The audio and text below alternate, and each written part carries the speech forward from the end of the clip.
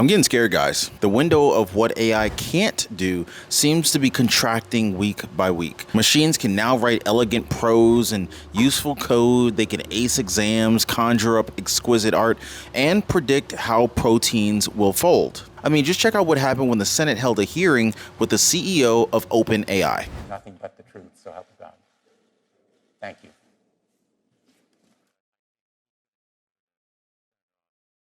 Too often, we have seen what happens when technology outpaces regulation.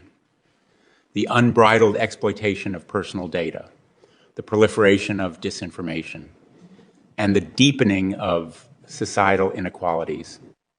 We have seen how algorithmic biases can perpetuate discrimination and prejudice, and how the lack of transparency can undermine public trust. This is not the future we want. If you were listening from home, you might have thought that voice was mine and the words from me. But in fact, that voice was not mine. The words were not mine. And the audio was an AI voice cloning software trained on my floor speeches. The remarks were written by Chatgpt when it was asked how I would open this hearing. Now, I just saw the recent cover of Time magazine, The End of Humanity, with the AI glowing ominously. So what do you guys think? Do you feel like AI is taking over? Just drop me a quick comment, yes or no, down below. Experts are scared. They surveyed nearly 550 AI researchers, and nearly half of them thought that if built, high-level machine intelligence would lead to impacts that had at least a 10% chance of being extremely bad. Now, one example they gave, human extinction. Yeah, that's right, guys. We are talking about the possible end of the human race. On May 30th, hundreds of scientists, along with CEOs of top AI labs like OpenAI, DeepMind, and Anthropic, signed a statement urging caution on AI. Quote, mitigating the risk of extinction from AI should be a global priority alongside other societal scale risks such as pandemics and nuclear war. End quote. Now, I mean, we've already basically given AI control over our food supply. This is a serious matter, folks. This is not science fiction. Let's talk about the farming industry and how it's about to go through a crazy change. It's like nothing we've seen before since the birth of the tractor, which is pretty mind-blowing. Now, we've talked about AI and robotics before and how they're shaking things up and they're taking over jobs in various industries. Well, guess what, guys? The farming industry is right in the middle of this transformation. So here's a story from a worker over at the largest greenhouse tomato and peppers producer in the Pacific Northwest. They had a call with one of their old bosses, and they talked about how the greenhouse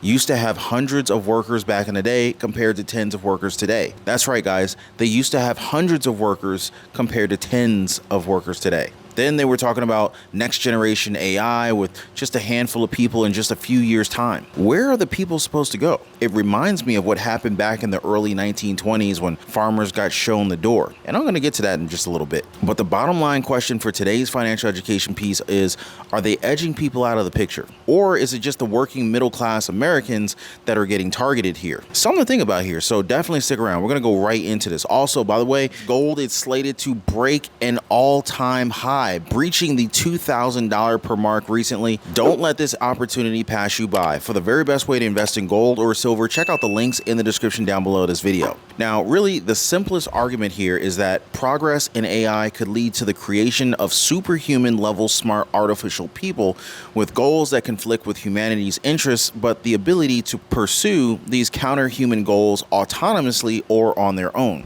Now, just think about it this way. We could very well be unknowingly creating a species that is to Homo sapiens what Homo sapiens is to chimps. Definitely some next level Terminator stuff, if you ask me. Now, to compound the problem, even if there is a fear that AI could mean the end of humanity, there's also some worry that if researchers in the West or even researchers in a particular lab or a company don't sprint forward with AI, someone less responsible will. So if a safer lab passes, our future might be in the hands of a more reckless lab, for example, one in China that doesn't necessarily try to avoid substantial risks. So here's a quote that this reminds me of. Quote, "It is possible that the Germans will have, by the end of the year, enough materials accumulated to make a large number of gadgets which they will release at the same time in England, Russia, and this country." End quote. Now, they weren't talking about AI here, nor was this a recent quote. I got this from J. Robert Oppenheimer, the mastermind behind the atomic bomb that destroyed Nagasaki and Hiroshima. You guys remember that. Thomas Powers described the situation as, quote, "A single lurid fear brought the American decision to undertake the vast effort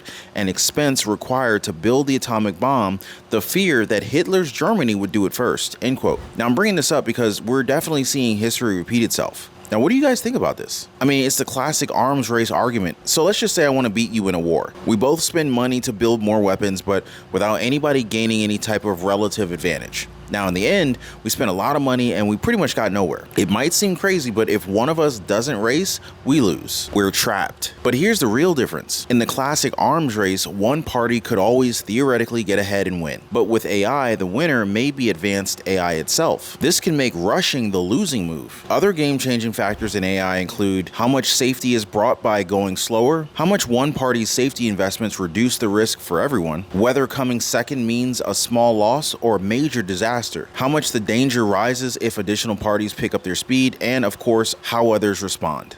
It's really a whole big complex game that's really just on a whole nother level if you ask me. Now on this point, if everybody just keeps doing their own thing without any kind of coordination, it can create a messed up situation like an arms race. When that happens, the smart move, if possible, is to pretty much just step away from the game. Now luckily in the real world, we have ways to work together and to avoid those traps. We can have conversations, we can make commitments and keep an eye on whether people stick to them. We can also push for governments to regulate and make arrangements. Now when it comes to AI, what's good for an individual player might not necessarily be good for society as a whole. For most of us, it probably doesn't even matter if Meta beats Microsoft. But for researchers and for investors who are chasing fame and fortune, it might mean a whole lot. Referring to AI as an arms race, it just lets them off the hook and reinforces the idea that they should go after their own interests. The rest of us should be very careful not to let them be the only ones that are making all the decisions.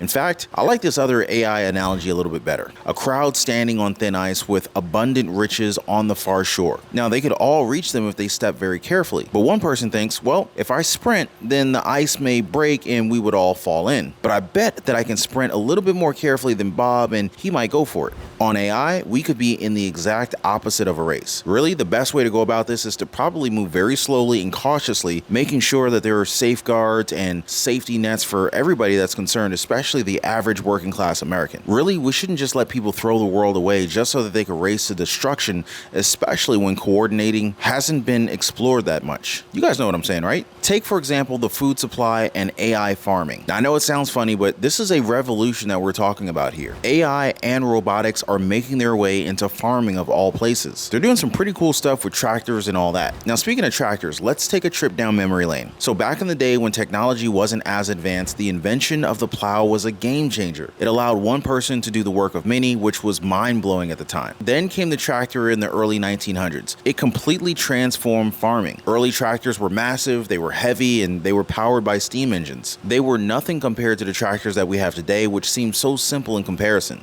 Now, let's go ahead and fast forward to now. We're facing labor shortages, supply chain crises, and these are causing food spoilage and inflation. It's a real mess. But guess what? AI is taking over. By monitoring and tracking the supply chain, AI can ensure that food gets to where it's needed and reduces waste. But just imagine the nightmare scenario. AI, in an unforeseen turn of events, takes control of the entire United States' food supply and our farms. With its advanced capabilities, it becomes capable of optimizing every aspect of food production and distribution. Now, initially, things might seem convenient and efficient. AI could efficiently allocate resources, optimize crop yields, and streamline logistics, making food readily available. But here's the rub. AI only cares about efficiency and profit. It starts bulldozing diversity and sustainability in agriculture. Picture fields upon fields of the same crop, inviting pests and disease to the party. And that's not all, guys. Small-scale farmers, the backbone of local economies, they could get the short end of the stick. The AI gives them the cold shoulder in favor of big industrial farms. And so that means that we could very well be saying goodbye to community resilience and traditional farming practices. And the people that AI does employ, forget about fair wages or worker rights. AI just bulldozes over everything and replaces human hands with machines,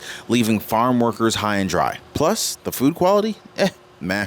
The AI's decision-making algorithms may not prioritize nutritional quality, leading to a decline in the overall nutritional value of the food being produced. So who controls all of these massive greenhouses? Well, it's not the small organic farmer. And what are they bioengineering into these vegetables? Vaccines? And what does humanity do when 70% of their jobs are taken over by AI and AI-driven robotics in the next 10 years? Who's going to buy all of that AI robotics produced food when nobody has any money? There are plenty of available agriculture laborers. The U.S. Department of Immigration has intentionally been dragging their feet on issuing the critical guest worker visas for the agricultural sector, including approval for the same groups of workers who previously worked for the same farmers for years, thus causing the destruction of a lot of unharvested produce. That's right, guys. They are literally coming after our food systems systemically. They did it on purpose to push independent farmers out of business. Why? So the big players who ultimately want to force feed the public bugs so that they can take over farming with their AI-driven robotics producing highly engineered crops in greenhouses.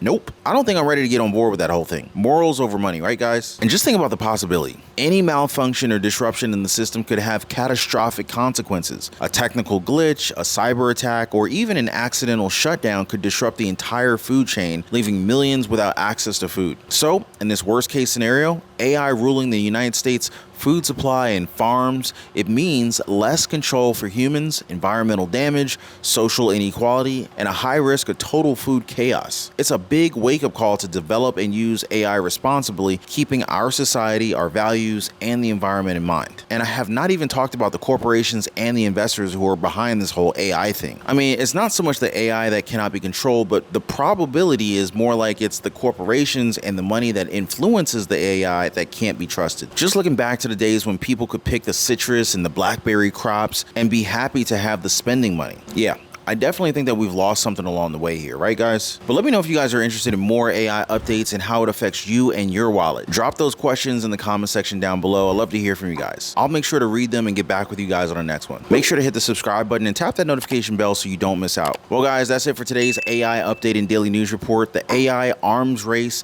where nobody wins and everybody loses. How AI is taking over our food supply and my own thoughts about this whole thing. Appreciate you guys sticking with me. Right now, you should see two videos right above my head, right here and here. Be sure to click on those videos and check out those videos after this one. But anyway, I appreciate you guys. Please be kind to one another. More to come in my future updates. I'd love to see you guys there. Till then, you guys take care.